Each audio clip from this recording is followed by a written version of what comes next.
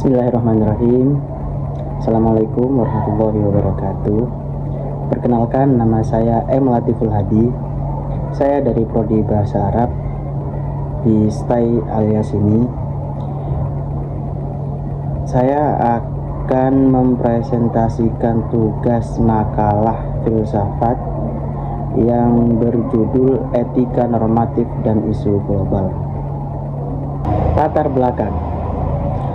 Pada abad ke-21, menghadirkan tantangan moral yang belum pernah terjadi sebelumnya dalam sejarah umat manusia. Perubahan iklim mengancam kelangsungan ekosistem global, sementara ketimpangan ekonomi yang ekstrim mempertanyakan komitmen kita terhadap keadilan. Isu-isu ini tidak hanya bersifat teknis atau politis, tetapi fundamentally merupakan pertanyaan etis. Apakah kewajiban moral kita terhadap generasi mendatang? Bagaimana kita harus mendistribusikan sumber daya yang terbatas? Siapa yang bertanggung jawab atas kerusakan lingkungan? Filsafat moral menerangkan berbagai kerangka untuk menavigasi dilema-dilema kompleks ini. Etika normatif sebagai cabang filsafat yang berurusan dengan standar benar dan salah, menyediakan toolkit konseptual untuk mengevaluasi tindakan. Makalah ini berusaha menjawab pertanyaan-pertanyaan berikut. 1. Bagaimana utilitarianisme, deontologi, dan etika kebijakan beserta dalam pendekatan mereka terhadap moralitas.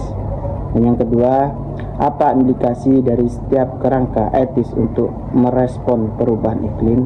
Dan yang ketiga, bagaimana setiap tradisi memahami dan mengoperasionalisasikan keadilan global. Dan yang keempat, apakah pendekatan integratif mungkin dan diinginkan untuk mengatasi isu-isu global kontemporer. Tujuan makalah ini adalah untuk memberikan analisis komprehensif tentang bagaimana tiga tradisi etika normatif utama dalam diterapkannya pada isu-isu global yang mendesak. Signifikasi penelitian ini terletak pada upaya untuk menjembatani teori filosofis abstrak dengan praktek moral kontrak, menunjukkan relevansi berkelanjutan dari filsafat moral klasik untuk tantangan kontemporer. Etika normatif pendekatan. Utilitarianisme dikembangkan oleh pemikir seperti Jeremy Bentham dan John Stuart Mill yang menekankan bahwa moralitas suatu tindakan ditentukan oleh hasilnya. Tindakan yang terbaik adalah yang menghasilkan kebahagiaan terbesar untuk jumlah terbesar. Konsep ini sering kali diterapkan dalam pengambilan keputusan publik, kebijakan ekonomi, dan ilmu sosial. Ciri-ciri utilitarianisme. Konsekuensialisme fokus pada hasil akhir dari tindakan. Hedonisme memahami kebahagiaan sebagai hasil dari pemuasan kebutuhan. Deontologi yang dipelopori oleh Immanuel Kant berfokus pada kewajiban moral dan prinsip-prinsip yang harus diikuti. Terlepas dari konsekuensinya, Kant mengemukakan bahwa tindakan harus didasarkan pada maksima yang dapat diterima sebagai hukum universal. Ciri-ciri deontologi. Kewajiban menekankan tanggung jawab moral.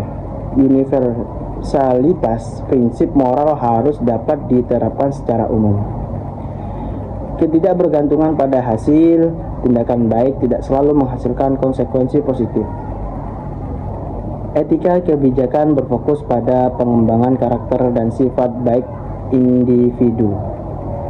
Aristoteles adalah salah satu tokoh penting dalam tradisi ini, yang percaya bahwa kebajikan adalah kebiasaan yang perlu dikembangkan. Tindakan baik berasal dari karakter yang baik. Ciri-ciri etika kebijakan. Pengembangan karakter lebih menekankan pada pembentukan sifat-sifat baik daripada tindakan spesifik. Konteks situasional. Menyadari bahwa tindakan yang baik dapat bervariasi tergantung pada konteks.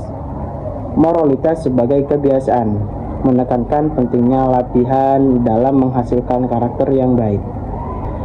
Tantangan perubahan iklim. Perubahan iklim adalah salah satu tantangan utama abad ini yang disebabkan oleh aktivitas manusia seperti pembakaran bahan bakar fosil dan deforestasi. Dampaknya meliputi peningkatan suhu global, perubahan pola cuaca, dan hilangnya keanekaragaman hayati. Pendekatan utilitarian dalam perubahan iklim. Utilitarianisme mendorong makna dalam upaya kolektif untuk mengurangi emisi gas rumah kaca.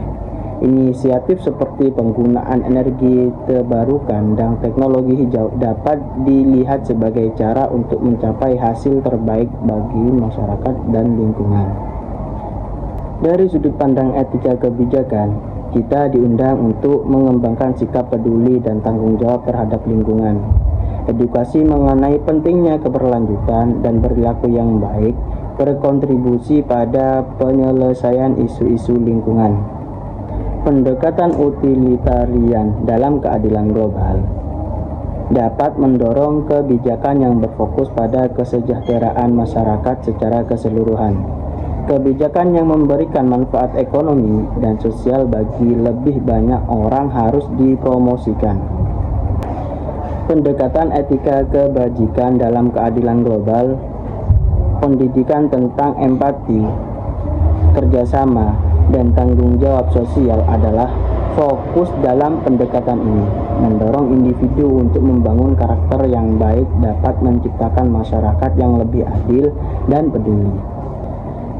Kesimpulannya, filsafat etika normatif menawarkan panduan berharga dalam menggapai isu-isu global yang kompleks seperti perubahan iklim dan keadilan global. Pendekatan utilitarianisme, deontologi, dan etika kebijakan masing-masing memberikan perspektif yang unik dan saling melengkapi.